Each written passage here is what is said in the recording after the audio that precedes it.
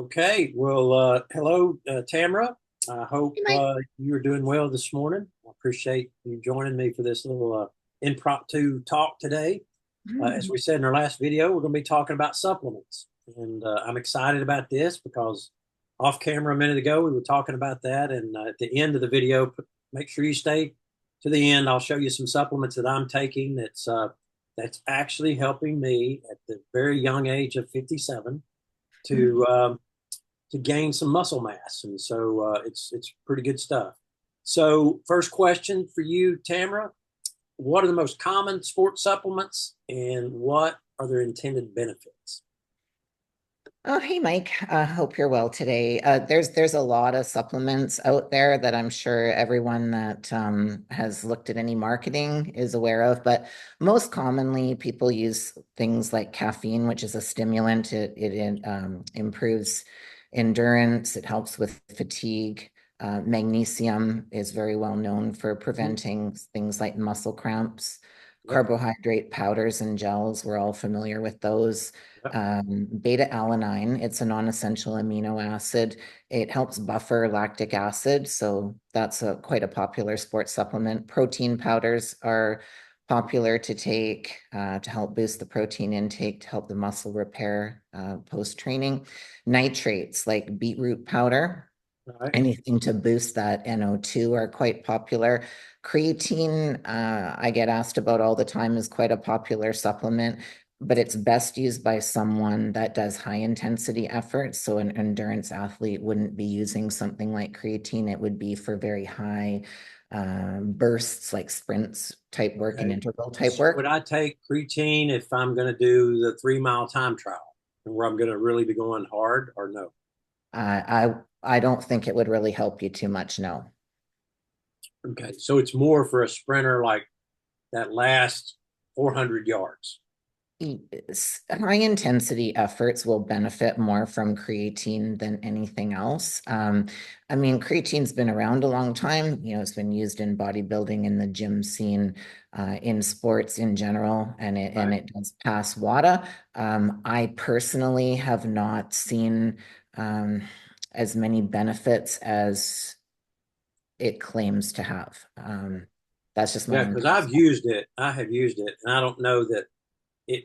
I noticed my weight gain with it, because I weigh in, 4 or 5 times a week, and Yeah, I understand there's some water gain in the water muscle, gain. but then there are some benefits to having water in the muscle when you're on Well, a. yeah, the water is stretching those muscles. Okay. Yeah, but yeah, you Okay. definitely get the water retention Yeah, from. and caffeine. I can't believe I missed that. That's one of my favorite. That's one of my favorite stimulants and supplements when I'm riding.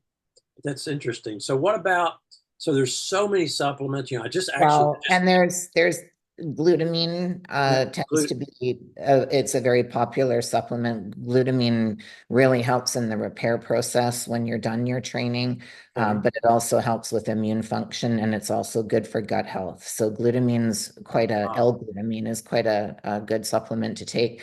And then your other popular ones are your BCAAs, your branched chain aminos, and your electrolytes. So your BCAAs are there to, your aminos are there to help with muscle repair and keeping the muscle during the training.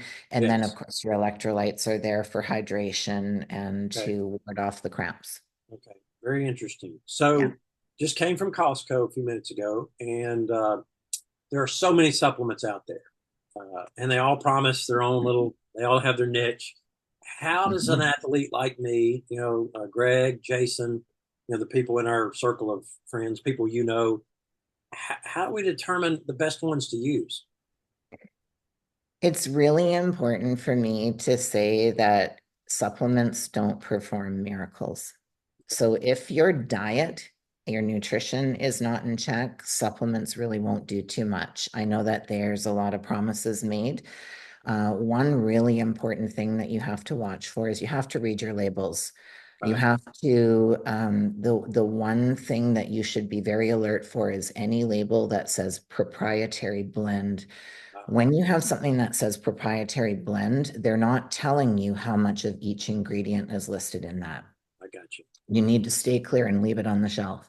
So something like BCAAs, for instance, it's leucine, isoleucine, and valine that's in there, and it should be a 2 to 1 ratio. Now, if you buy a BCAA that says it's a proprietary blend, they are not telling you how much of each is in there. And they're going to sell that product likely for a cheaper cost because they're hiding something in there. They're not giving you what they should be giving. So you need to be wary of that kind of thing. And anything that's just like being promoted as a, this magic, miracle thing, you need to stay clear. Interesting. Yeah. All right. So tell me about the role of marketing and what it plays in all these popular sports supplements, and how can an athlete discern fact from advertising, all the hype? So just going back to my last point too about stuff like proprietary Right. blends, social media is it's the way of life now. And you're going to see these marketing ads pop up everywhere promising you things. You're going to see photos of athletes, in various shape, form, whatever it may be, being paid money to advertise a supplement that's going to work. And so you need to don't get caught up in the hype. You really just need to do your research. And at the end of the day, you need to remember that if your nutrition's not in check, there's no supplement that's going to help you. It doesn't perform miracles. It just doesn't. It enhances everything that you're doing otherwise with your training, your recovery, and also your nutrition. That we were talking off camera about me training for the Senior Olympics. I Yeah. qualified last September in a 3 mile and a 12 mile. Got a bronze medal in both. Yep. I lost the 12 mile by 4 seconds, and I lost the time trial, the 3 mile time trial by 9 seconds. So First. close, so close. So I know, and it's just the story behind the 3 mile with me not letting go of my brake. I rode the first 20 yards holding my left brake, not knowing it because I didn't Oh, practice it. So long story, but so what's some of the best as a cyclist like me that's in this? I'm trying to increase my FTP. I know I have to get my 12 mile road race time at 29 minutes flat, which is averaging 25 miles an hour. I can average 23.9 miles an hour maybe for that distance now. I'm getting close, but I'm still, a minute and 30 seconds away from getting to that 29 minutes. So what supplements can help us as cyclists to achieve and help us get there? I mean, yeah, and my diet. We talked about that off mhm. camera, Yeah. and we'll talk about that in a minute. But I get enough rest. I'm covering well. So, what is going to maximize my performance in the form of a supplement? We talked about these being good, for a carb gel. That was a Chris Yeah. Froome, the SIS, and I've done their carb powder. I'm not crazy about some of the chemicals that's in it. Mhm. It's a big the SIS carb drink, but I do use it when my heart rate's high enough that I can burn through it quickly. But what are some of the best supplements? Just maybe one or two that a cyclist can be using on a regular basis. Hands down, without question, your performance is going to rely on your glycogen stores. And so that's going to be your carbohydrate powders, your carbohydrate gels, and the carbohydrates that you have in your body in the muscle stores prior to the actual activity. So carbohydrates, whatever form that's in, BCAAs and L-glutamine. Okay, BCAA and what was the other one? L-glutamine. L-glutamine. Yeah. Okay, good. And I'm sure people can Google those, find them. Any brand? There's a lot of brands out Is there? there.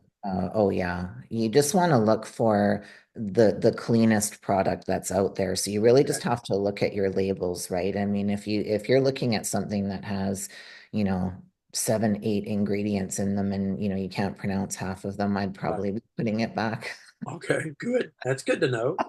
So, what about supplements that help with recovery? And how do we know when they're helping us? So number one, recovery starts after you're done your training. And so it's really important to get the protein in to start that recovery process. Okay, So I always like to say you want a very quick acting protein. This is the time to be taking something like protein powder. gotcha.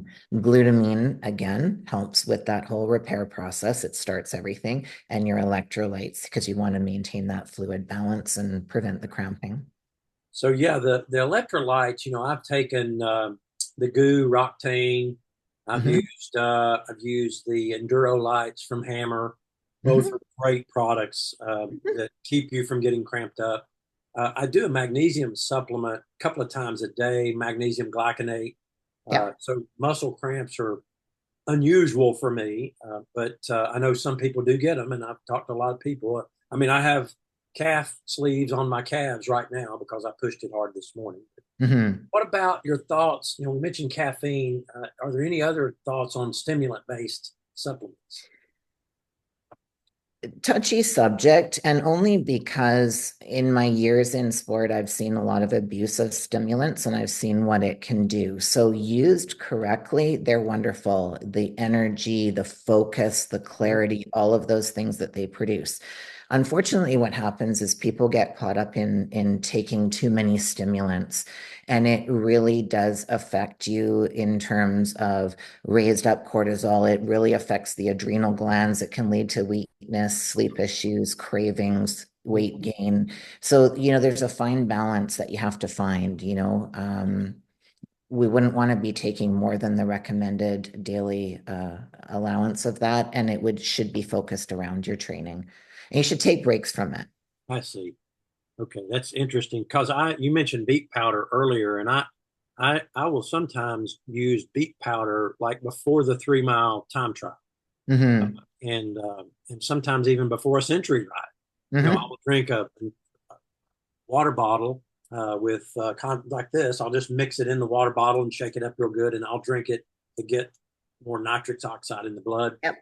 We talked about a minute ago. I showed you the chocolate bar that here it is that has Yeah. cocoa in it, and that actually helps open up the blood vessels as well. And I have noticed a difference Oh, in yeah. using both of those as far as how hard I can ride, how fast I can ride.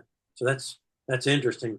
So one more question: are there extra supplements that are needed by athletes that non-athletes don't need?